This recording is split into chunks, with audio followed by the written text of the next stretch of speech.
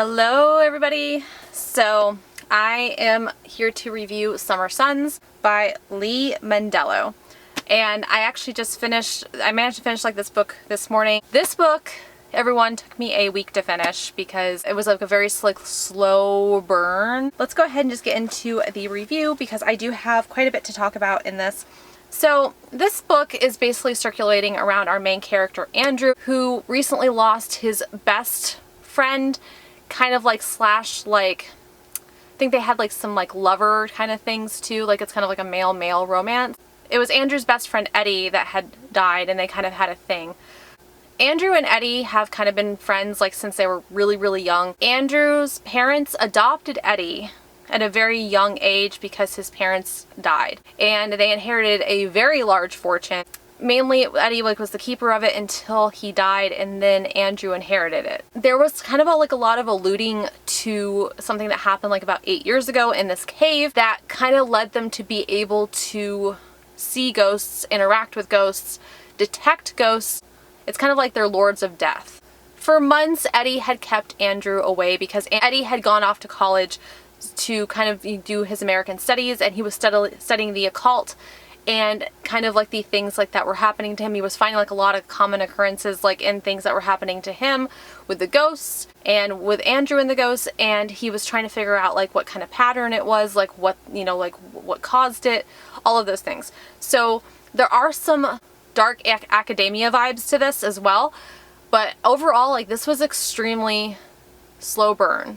If you guys are looking for a book where you guys get a lot of ghost action, almost every single chapter in this book had some reference to a revenant, ghost, something kind of dark and mystical that was kind of going on. This book was very heavy on ghosts. It was very ghost heavy. They didn't wait to get into it, they kind of just jumped right in.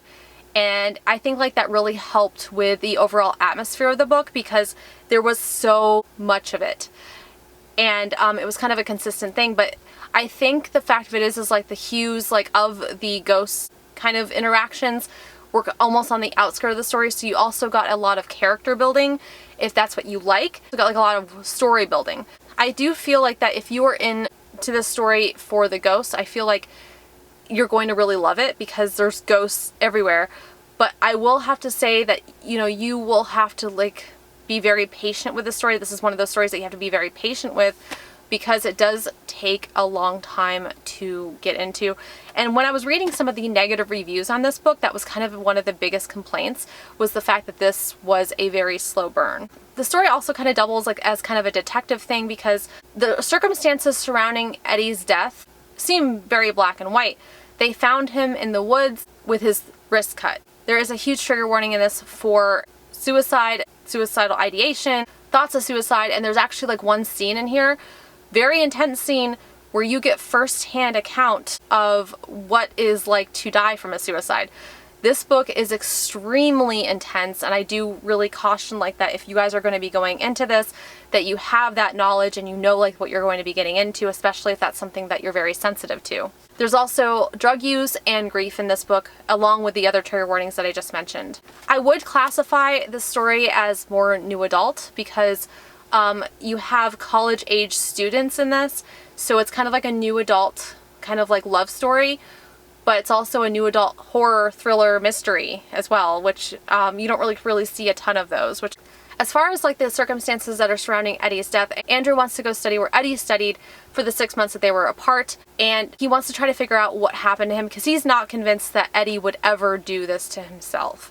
He doesn't think that Eddie would ever commit suicide. He doesn't think that Eddie had it in him to commit suicide. So he was always very kind of aggressive about the situation. He was always Eddie was also very protective of Andrew, and so he's just not convinced about the circumstances that are surrounding his death. So he's trying to figure out exactly what happened. That kind of explains what was happening with Eddie during the 6 months that they were apart. And the fact of it is that Eddie kept Andrew apart from him for quite a while. There are portions of this that kind of make you think that this might be a cliche thriller with an unreliable narrator. I know unreliable narrators are really common in a lot of thrillers. This would be unreliable narrator situation because So much of this book has to do like with them doing drugs. It's such a fever dream. Like the whole thing's such a fever dream. It feels like it's just like moves on like from one thing to another. Like there's certain portions of the night that they don't remember. It just feels like, you know, like so many things are just like cloudy, like about like the scenarios like in this. Interesting kind of like progression like along like with the specters and stuff like that, because sometimes you, especially like at the beginning of the book, you kind of wonder, is this actually happening? Like is he actually seeing these ghosts? You know, like is what's going on? So because I know like a lot of these thrillers, they have twists and turns to them, and you kind of always like wonder if the person in this story is actually perceiving the things that they're perceiving. Eddie's had a roommate named Riley. Riley is actually a psychic, so he kind of confirms a lot of like the things like that Andrew is going through, which actually I think only adds to the story and makes it more intense, because then you realize like that these things are actually happening. This is not in his head. This is not him being on drugs like and just kind of like being like the normal unreliable narrator that most thrillers experience, you know, like to kind of add more mystery to the story. No, we do not have an unreliable narrator. We have confirmation from an external source that detects these things when they happen, like ghosts showing up. One of the scariest things I think like about this, I don't like, actually like honestly, I didn't consider this book scary.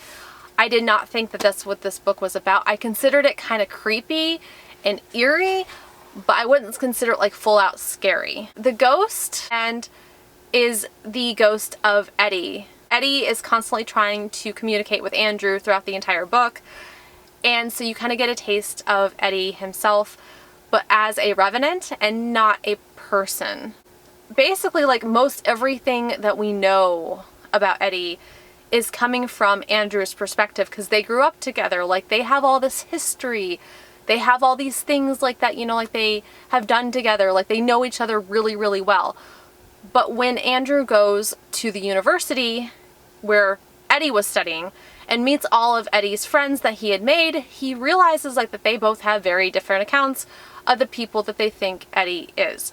So now he's starting to question like, well, what was really going on here? Because that only added another layer to the additional mystery that we have throughout the pages of this. Every time this ghost makes an appearance, it is only getting stronger, because this ghost, this Eddie Revenant, is feeding off of Andrew every time it makes an appearance, and it keeps getting consistently stronger. If you guys are expecting a fast-paced, intense thriller, that's not really like what you're going to get from this. You're going to get something kind of slow, building, adding all the layers, and then breaking them down one by one. Honestly, like what inspired me to continue to read this book was the visceral detail I got every time we encountered Eddie's Revenant. Eddie's Revenant was such an interesting kind of like mix like and everything, because it was just so well detailed and so intense, and every time like the placement of it was like, oh, he's just kind of popping back up again. Like I didn't like really see like that coming, but I really appreciated that, because I liked how he just kind of randomly kept getting inserted into the story, and in a lot of ways he added to the mysticism and the randomness of it, because you never knew when he was going to show up. Eddie's Revenant is like dark and he's tormented. I really loved how this was written. It was just so cloaked like in such lyrical like mysticism. I think it was written very, very well. I think the writing like really set a mood for the book, which was another thing that really enchanted me like while I was reading this. If you are a fan of curses and witchcraft, this also weaves those things into the story as well, which I really, really liked. I love the discussion of the curses and kind of like exploring like where like this curse came from and kind of finding like why and, you know, when and everything else. And we find out so much about the curse like that has been haunting Eddie and his bloodline for like a really like long time, and how Andrew ended up coming to also be in possession of the same abilities. I appreciated the slow build, but at the same time I was not a huge fan of it, because I felt like it just took too long. Like I didn't feel like it was action-packed enough. I know like that there was quite a few scenes like that were necessary like in order to build character relationships, and so I totally respect that. But at the same time, like I was having a real issue like reading like more than like maybe 1 or 2 chapters in a sitting, whereas like normally like I will go through and I will binge some of these thriller books, and I will do like one chapter after another, and I will not stop until I'm done reading it, and I did not have that experience with this book. As far as like the progression like and the story plot line and the building, about halfway through the book I had the suspects and like who I thought done it about nailed down like to 2 different people. So I did find it a little bit too predictable. I would have liked more of a twist at the end. I would have also have liked more of a kind of like a difference like in, you know, like what I thought was going to happen, and then kind of like, you know, shake it up on me like a little bit. I did not experience like a really big shake up on this either, unfortunately. So overall, I ended up rating this a 3.5 out of 5 stars. Because while I really enjoyed the ghosts, I loved the ghosts so much. Like, I thought the ghosts like were really, really cool. I loved the curses. I loved the way it was written. I loved a lot of things about this book, and I definitely think that you should not have it deter you if you like those kind of elements.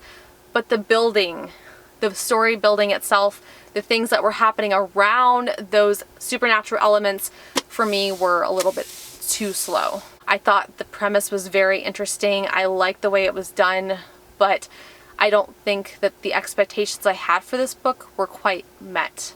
Alright guys, I hope you guys enjoyed this review of The Summer Sons by Lee Mendello. I hope you guys will at least give this book a try. All the things like that I said being said, I'm really still happy that I read this book. I'm really still happy like that I had the experience of reading this book, because like if I want a good ghost story, like a good slow burn ghost story, like I know where to go. Thank you guys so much for joining me. I hope you guys like this review. If you guys like this review, hit the little like, hit subscribe, hit the little bell icon if you guys were to receive emails every single time I post. I'm also on Amazon, Instagram, Goodreads, TikTok, and Twitter. Those links are linked in the description below, and I will see you guys again very soon.